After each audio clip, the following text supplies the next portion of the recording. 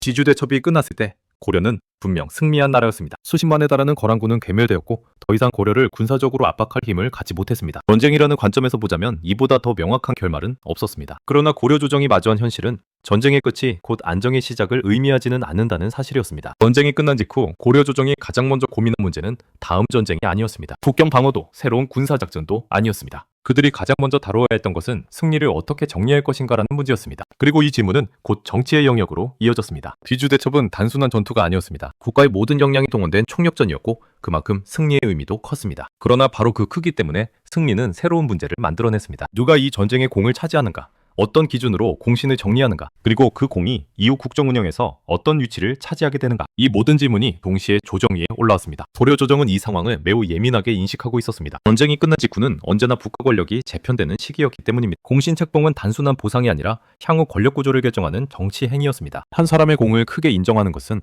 그 사람에게 단지 명예만이 아니라 정치적 무게를 함께 부여하는 일이었습니다. 여기서 중요한 점은 고려가 이미 이런 상황을 여러 차례 경험해왔다는 사실입니다. 고려는 건국 초기부터 여러 세력이 연합하여 유지된 국가였습니다. 특정 인물이나 집단의 힘이 지나치게 커질 경우 국가 전체의 균형이 흔들릴 수 있다는 것을 누구보다 잘 알고 있었습니다. 그렇기 때문에 전쟁의 승리는 기쁨이었지만 동시에 매우 조심스럽게 다루어야 할 사건이기도 했습니다. 귀주대첩 이후 고려 조정의 분위기는 겉으로 보기에는 의외로 차분했습니다. 대규모 군사행진이나 과도한 승전선전이 이어지지 않았고 국정은 빠르게 일상적인 행정 질서로 돌아가는 모습이었습니다. 이는 승리를 축소하려는 태도가 아니라 승리를 정치적으로 관리하려는 선택이었습니다. 조정이 가장 우선적으로 착수한 일은 공신 문제였습니다. 누가 어떤 공을 세웠는지 그 공을 어떻게 분류하고 배분할 것인지가 핵심이었습니다. 이 과정은 결코 단순하지 않았습니다. 비주대첩은 한 명의 판단만으로 이루어진 전쟁이 아니었기 때문입니다. 중앙의 지휘, 현장의 실행, 보급과 행정, 그리고 장기간 유지된 국가체계가 모두 작동한 결과였습니다. 바로 이 지점에서 고려의 선택은 분명해지기 시작합니다. 고려는 이 전쟁을 특정 인물의 승리로 고정시키는 길과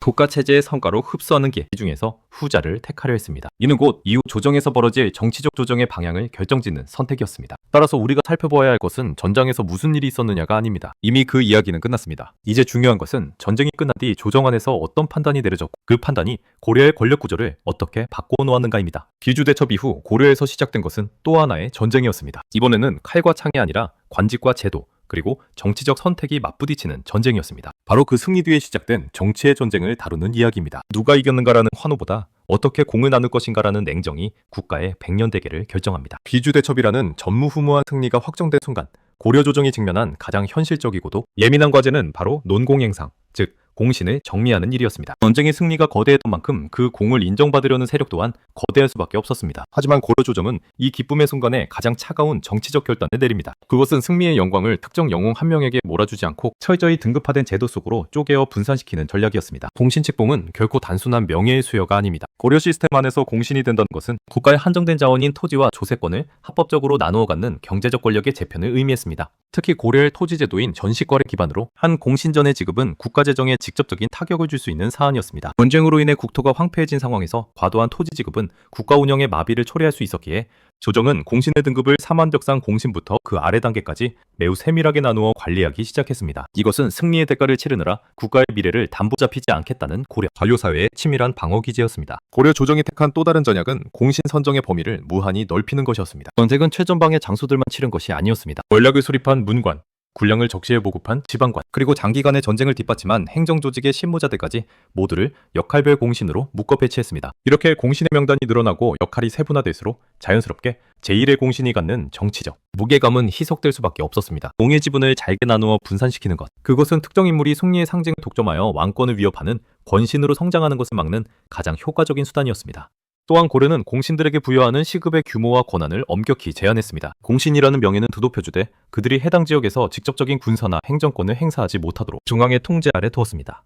이는 승리 이후 발생할 수 있는 지방 세력의 비대화를 경계한 조치였습니다. 조정은 전쟁의 결과를 개인의 비범한 결단으로 포장하기보다 국가의 행정 시스템이 정상적으로 작동하여 얻어낸 조직적 성과로 정의하려 했었습니다. 결국 고려의 공신 정리는 누가 가장 큰 공을 세웠는가라는 감성적 질문을 어떻게 공을 배분해야 시스템이 붕괴되지 않는가라는 이성적 질문으로 답해나간 과정이었습니다. 고려는 공을 인정함으로써 내부의 불만을 잠재우는 동시에 그 공을 제도라는 틀 안에 가두어 권력의 폭주를 막아냈습니다. 이러한 냉정한 관리가 있었기에 귀주대첩 이후의 고려는 혼란에 빠지지 않고 승리의 에너지를 국가 재건의 동력으로 빠르게 전환할 수 있었습니다. 승리 뒤에 숨겨진 이 지독하리만치 정교한 계산이야말로 우리가 주목해야 할 고려 정치의 진짜 실체입니다. 공신 정리가 일정한 틀을 갖추자 고려 조정은 또 하나의 현실적인 문제와 마주하게 됩니다. 그것은 전쟁에서 가장 큰 공을 세운 인물을 어떻게 다루어야 하는가라는 문제였습니다. 이 질문은 단순한 인사 문제를 넘어 국가 운영의 안정성과 직결된 정치적 판단을 요구하는 사안이었습니다. 전쟁에서 결정적인 역할을 한 인물은 자연스럽게 상징성을 얻게 됩니다. 백성들의 기억 속에서 그 인물은 승리의 얼굴이 되고 조정 안에서도 그 이름은 무게를 갖게 됩니다. 그러나 고려 조정은 바로 이 지점에서 신중함을 잃지 않으려 했습니다. 공이 크다는 사실과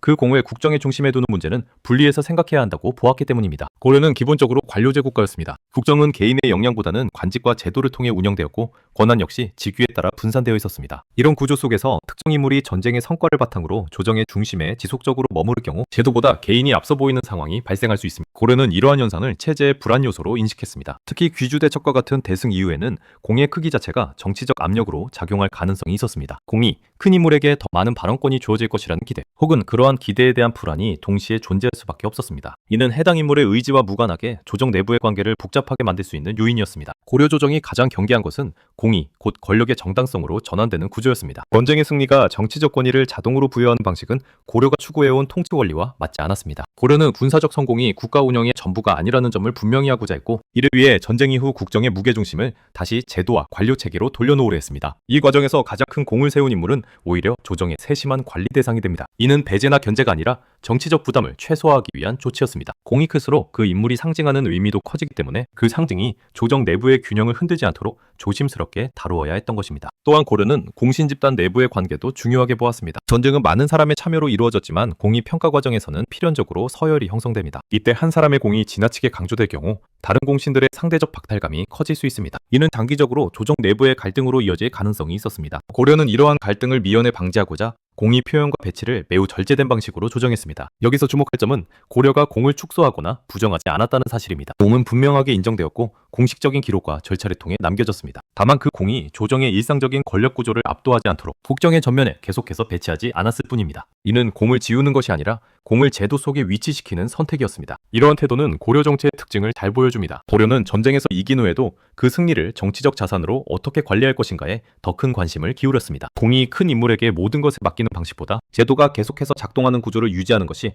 국가의 안정에 더 유리하다고 판단했기 때문입니다. 결국 귀주대첩 이후 가장 큰 공을 세운 인물은 정치적으로 가장 조심스러운 위치에 놓이게 됩니다. 이는 개인의 선택이나 성향 때문이 아니라 공의 크기가 만들어낸 구조적 결과였습니다. 고려는 이 구조를 인식하고 있었고 그에 따라 승리 이후의 국정 운영을 설계해 나갔습니다. 이제 다음 단계에서는 이러한 조정의 선택이 실제로 어떤 제도와 방식으로 구현되었는지를 살펴보아야 합니다. 공을 관리하는 것만으로는 충분하지 않았기 때문입니다. 고려는 권력이 한쪽으로 쏠리지 않도록 보다 구체적인 분산 장치를 가동하게 됩니다. 이제 고려가 권력을 분산시키기 위해 사용한 제도적 장치와 국정 운영 방식을 중심으로 이야기를 이어가겠습니다. 진정한 승리는 영웅의 탄생이 아니라 영웅이 없어도 흔들림 없이 돌아가는 시스템을 복구하는 데 있습니다. 귀주대첩이라는 사상 초유의 승리 이후 고려 조정이 직면한 가장 거대한 위협은 외부의 적이 아니라 바로 내부에서 팽창하는 권력의 집중이었습니다. 전쟁의 거대한 공적은 필연적으로 특정 영웅을 향한 대중의 열광과 정치적 힘의 결집을 불러옵니다. 그러나 고려는 이 지점에서 매우 차갑고도 정교한 정치적 기술을 발휘합니다. 바로 권력의 정당성을 인물에서 시스템으로 옮겨 심는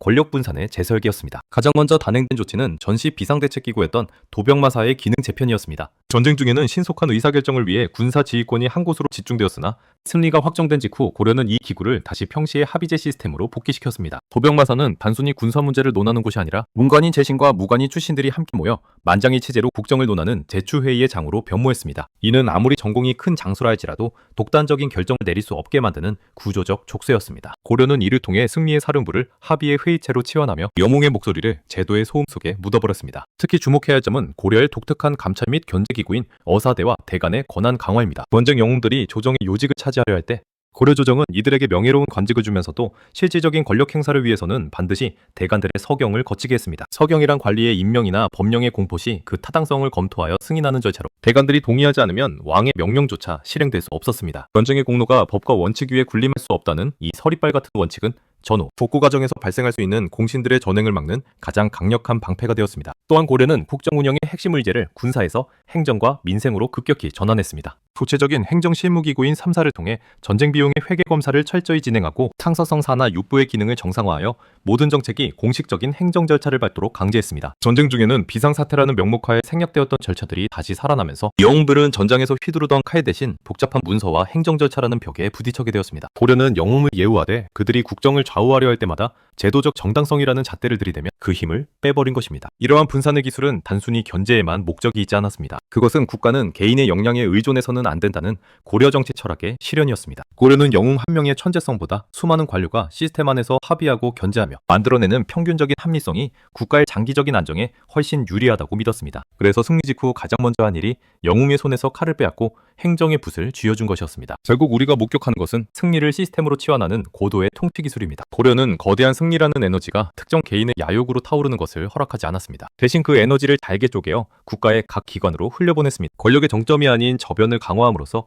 고려는 다시금 평화의 시대로 진입할 수 있었습니다. 순전부가 울려 퍼지는 화려한 궁궐 뒤편에서 묵묵히 서류를 검토하고 절차를 따지던 이름 없는 관료들의 깐깐함이야말로 고려라는 나라가 승리 이후에도 무너지지 않았던 진짜 이유였습니다. 승리는 끝났고 이제 다시 시스템의 시간이 시작된 것입니다. 기주대첩 이후 고려 조정의 선택을 하나의 질문으로 정리하면 다음과 같습니다. 왜 고려는 다시 같은 방식의 영웅을 만들려 하지 않았는가라는 질문입니다. 이는 인물이 부족했기 때문도 아니고 군사적 필요가 사라졌기 때문도 아니었습니다. 오히려 고려는 의도적으로 그 길을 택하지 않았다고 보는 편이 역사적 맥락에 더 부합합니다. 전쟁이 끝난 이후에도 고려의 국경은 완전히 안전해진 것은 아니었습니다. 북방에는 여전히 긴장이 존재했고 국방체계의 유지와 정비는 지속적인 과제였습니다. 그럼에도 불구하고 고려는 특정 인물을 중심으로 한 군사 지도 체제를 다시 구축하지 않았습니다. 이는 고려가 전쟁의 방식보다 전쟁 이후 국가를 운영하는 방식을 더 중요하게 보았다는 점을 보여줍니다. 고려가 가장 경계했던 것은 전쟁의 성공이 하나의 모델로 고정되는 상황이었습니다. 특정 인물의 활약이 국가 위기를 해결한 사례가 반복적으로 강조될 경우 국정 운영 역시 그 모델을 전제로 움직이게 될 위험이 있습니다. 이는 국가의 판단이 제도와 집단이 아니라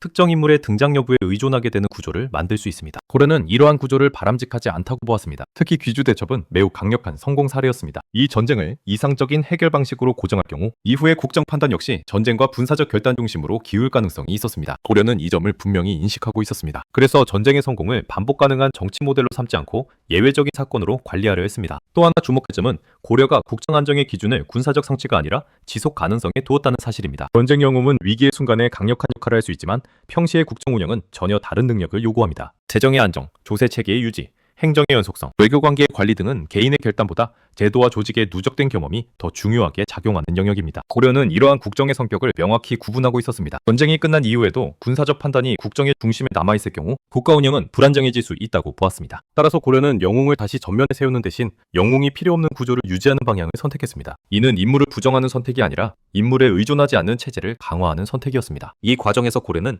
군사적 고문을 국정의 중심 서사로 삼지 않았습니다. 전쟁의 성과는 기록되었지만 그것이 이후 정치 담론의 중심으로 계속 재생산되지는 않았습니다. 대신 조정은 전후 복구, 행정 정상화, 외교관계 안정과 같은 과제를 전면에 내세웠습니다. 이러한 선택은 전쟁의 기억을 희석시키기 위한 것이 아니라 국가 운영의 방향을 명확히 하기 위한 것이었습니다. 또 다른 이유는 조정 내부의 안정과 관련이 있습니다. 특정 인물이 반복적으로 전면에 등장할 경우 조정 내부의 다른 관료와 공신 집단은 상대적으로 위축될 수밖에 없습니다. 이는 장기적으로 국정 운영의 다양성과 유연성을 해칠 가능성이 있습니다. 고려는 이러한 상황을 피하기 위해 국정의 중심을 개인이 아닌 집단과 절차에 두었습니다. 결국 고려가 또 다른 강감찬을 만들지 않은 이유는 그런 인물이 필요 없어서가 아니라 그런 구조를 원하지 않았기 때문이라고 볼 수 있습니다. 고려는 위기를 극복하는 방식으로 영웅의 반복을 선택하지 않았고 대신 체제의 안정과 제도의 작동을 선택했습니다. 이는 단기적인 통쾌함보다는 장기적인 국가 운영을 우선시한 판단이었습니다. 귀주대첩 이후 고려는 전쟁을 통해 강해진 나라가 아니라 전쟁을 정리하는 방식으로 안정된 나라가 되었습니다. 그리고 바로 이 선택이 이후 고려가 비교적 오랜 기간 외침 없이 국정을 유지할 수 있었던 중요한 배경이 되었습니다. 영웅을 만들지 않은 선택은 고려가 스스로를 신뢰할 수 있는 국가로 만들었다는 증거이기도 합니다. 이제 남은 것은 하나입니다. 이러한 선택이 고려라는 국가에 어떤 의미를 남겼는가, 그리고 우리는 이 조용한 결정을 어떻게 평가해야 하는가입니다. 그 결론을 이제 정리하겠습니다. 승리의 영광을 뒤로하고 다시 일상의 제도로 돌아가는 것, 그것이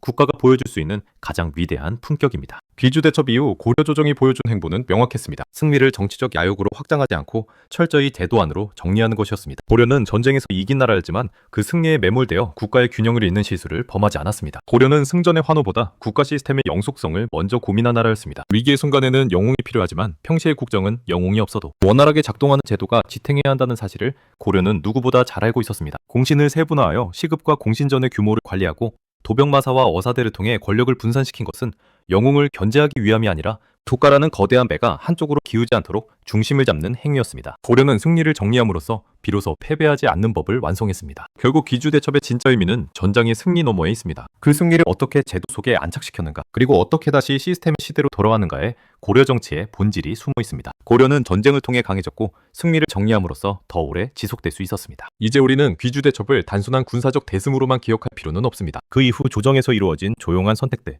권력을 분산하고 체제를 지켜낸 정치적 판단까지 함께 바라볼 때 비로소 고려라는 국가의 모습이 온전히 드러납니다. 이것이 바로 승리 뒤의 전쟁, 그리고 고려가 선택한 정치의 방식이었습니다. 그리고 여기에서 한 가지 질문이 남습니다. 이토록 체제를 중시했던 고려에서 왜 왕들은 끝내 안심하지 못했을까요? 왕권은 분명 존재했지만 그 자리는 늘 폐위와 유배, 권신과 외척의 견제라는 거센 파도 속에 놓여 있었습니다. 다음 이야기에서는 고려 왕들은 왜 불안했는가를 통해 왕이라는 자리가 왜 끝까지 안전하지 않았는지 그 잔혹한 구조적 비밀을 파헤쳐 보겠습니다. 이야기가 도움이 되셨다면 구독과 좋아요는 사랑입니다. 다음 이야기에서 계속 이어가겠습니다.